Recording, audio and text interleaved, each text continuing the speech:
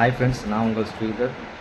நம்ம இன்றைக்கி பார்க்க போகிற டாபிக் பார்த்திங்கன்னா, திரு சிஎம் விஜய் சார் எப்படி ஜெயிச்சார் அப்படிங்கிறத பற்றி தான் நம்ம பார்க்க போகிறோம். அதுக்கான காரணங்கள் என்னங்கிறத பார்க்க போகிறோம். ஃபஸ்ட்டு விஷயம், மாற்றம் தேவை.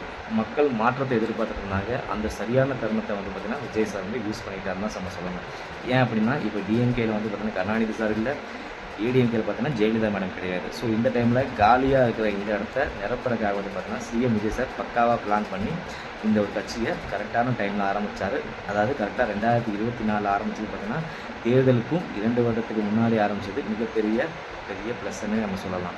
ரெண்டாவது பார்த்திங்கன்னா, மாற்றம் தேவை அப்படிங்கிறத விட இன்னொன்று பார்த்திங்கன்னா, அவர் எடுத்த தலைவர்களோட முகங்கள். அதுலேயும் முக்கியமாக பார்த்திங்கன்னா ஏடிஎம்கேவோட நிறுவன தலைவர், அதாவது எம்ஜிஆர். நான் ஒரு எம்ஜிஆர் அப்படிங்கிறத கரெக்டாக மக்கள் முன்னாடி அவர் வந்து தெளிவாக சொல்லிட்டாரு. ஸோ அதை பேஸ் பண்ணி தான் என்னோடய ஆட்சி இருக்குங்கிறதுன்னு சொல்லிட்டாரு. ஏன்னா எம்ஜிஆர் வந்து மிகவும் புகழ்பெற்ற ஒரு மனிதராக இருந்தார் நம்மளோட ஆட்சியில். ஸோ அதே மாதிரி நானும் இருப்பேன், நானும் நடிகன் தான், நானும் அதே மாதிரி ஆட்சியை கொடுப்பேங்கிறத மக்கள் மனசில் ஆழமாக பதிவு பண்ணிட்டார் திரு சிஎம் விஜய் சார். அதுக்கப்புறம் பார்த்திங்கன்னா சின்னம் உங்களுக்கு தெரியும், எல்லா குழந்தைங்கிற முடியும் பெரியவர்களுக்கு தெரியும். விசில் அப்படின்னாவே ரொம்ப பிரசித்தி பெற்ற சின்னம் தான்.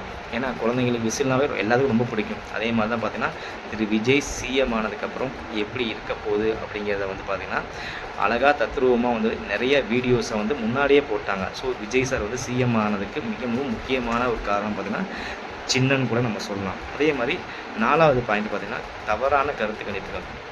தேர்தலுக்கு முன்னாடி பார்த்திங்கன்னா தேர்தல் அறிவிக்கிறது மட்டும் நான் சொல்கிறது, அதாவது ஏடிஎம்கே வந்து 40%, டிஎம்கே 40%, பேலன்ஸ் மற்ற இதர கட்சிகளை பார்த்தோன்னா 20% அப்படின்னு ஒரு கருத்து கணிப்பை வந்து கொடுத்துட்டாங்க. ஸோ அதனால் என்ன ஆச்சுன்னா, ஸோ ஏடிஎம்கே பெரிய கட்சிகள், ஏடிஎம்கேவும் டிஎம்கேவும் பிஜேபி இதெல்லாம் பார்த்திங்கன்னா ஸோ டிவிக்கு வந்து பெரிய பொருட்கள் எடுக்கல. ஆனால் அவர் எடுத்த முயற்சிகள், அவர் எடுத்து நடத்திய கட்சி மீட்டிங், கான்ஃபரன்ஸ் காலில் அவர் எடுத்த சில விஷயங்கள் பார்த்திங்கன்னா மக்கள் மனசில் வந்து ரொம்ப ஆழமாக பதிஞ்சிருச்சு. அது ரொம்ப பெரிய ஒரு மாற்றத்தை வந்து விஜய் சாருக்கு கொடுத்துச்சு. திருச்சியில் எடுத்த மீட்டிங் ஆகட்டும், விழுப்புரத்தில் எடுத்த மீட்டிங் ஆகட்டும், மதுராவில் எடுத்த மீட்டிங் ஆகட்டும், இதெல்லாமே அவருக்கு ஒரு மிகப்பெரிய ஒரு மாற்றத்தை வந்து மக்கள் மனசில் விதைச்சிட்டாருன்னே சொல்லலாம். அது யாருமே எதிர்பார்க்கல. அடுத்த ஒரு விஷயம், டிஎம்கே வந்து கொடுத்த அந்த 1000 ரூபா திட்டம் வந்து பார்த்திங்கன்னா அனைத்து மகளிருக்கும் சொன்னாங்க, ஆனால் அனைத்து மகளிருக்கும் கொடுக்கல. அதுதான் மிகப்பெரிய ஒரு ட்ராபேக்னால் டிஎம்கேக்கு அதுதான். மற்றபடி அவங்க ரொம்ப பெரிய தப்பெல்லாம் பண்ணாங்கன்னு நம்ம சொல்ல முடியாது. நல்லா தான் பண்ணாங்க, ஆனால் அந்த 1000 ரூபா மகளிருக்கு கொடுக்கலங்கிறது மிகப்பெரிய ஒரு ட்ராபேக்காக அமைந்துச்சு. ஸோ அதை வந்து சிஎம் விஜய் சார் பார்த்திங்கன்னா இப்போ 2000 ரூபான்னு சொன்னாங்க ஏடிஎம்கே, இவர் 2500 நான் தரேன்னு சொன்னார்.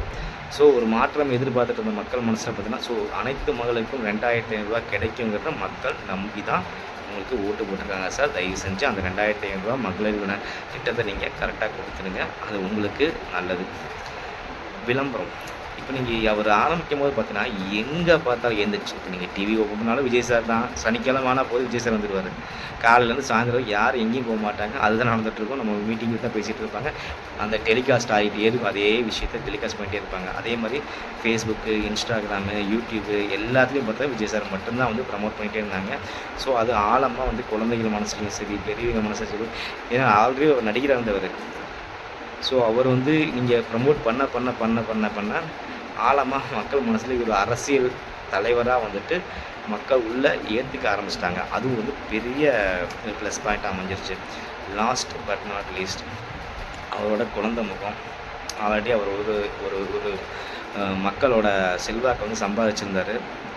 பெரியவங்க முதற்கொண்டு எல்லாருக்குமே வந்து அவரை பிடிக்கும், இல்லைன்னா யாருமே சொல்ல முடியாது. ஸோ இந்த விஷயங்கள்னால தான் வந்து பார்த்திங்கன்னா விஜய் சார் வந்து ரொம்ப சீக்கிரமாக, அதாவது 2 வருஷத்தில் கட்சி ஆரம்பித்து ஒருத்தரால் வந்துட்டு ஆட்சியை பிடிக்க முடியும்னா சத்தியமாக சொல்கிறாங்க, யாராலையுமே முடியாது. இவர் நடத்தி காட்டினதுக்கு ஒரு மேஜிக்னே சொல்லலாம். இந்த மேஜிக்கை வந்து தலைவர் வந்துட்டு நல்ல விஷயமாக எல்லா விஷயமும் மக்களுக்கு நல்லதாக பண்ணி அடுத்த இன்னொரு 15-20 வருஷத்துக்கு அவர் ஆட்சி அமைக்கணும் அப்படின்னா நல்லதை மட்டுமே செஞ்சால் போதுமானதாகவே இருக்கும். ஏன்னா இதுக்கு முன்னாடி 50 வருஷத்தில் என்ன நடந்ததுன்னு நமக்கு தெரியும். இனி நீங்கள் உங்களோட 5 வருஷம் தான் அடுத்த 50 வருஷத்தை வந்து தீர்மானிக்க போகுது. ஸோ பார்க்கலாம், வெயிட் பண்ணி பார்ப்போம். என்னோடய அடுத்த வீடியோவில் இவங்க என்னென்ன பண்ணாங்கிறத பார்ப்போம், என்னென்ன பண்ண போகிறாங்கிறது நான் வந்து நோட் பண்ணி வச்சுருக்கோம், அனலைஸ் பண்ணிகிட்ருக்கோம். ஸோ என்னோடய சேனலை சப்ஸ்கிரைப் பண்ணிக்கோங்க, தயவு செஞ்சு ஃபாலோ பண்ணுங்கள். Thank you very much.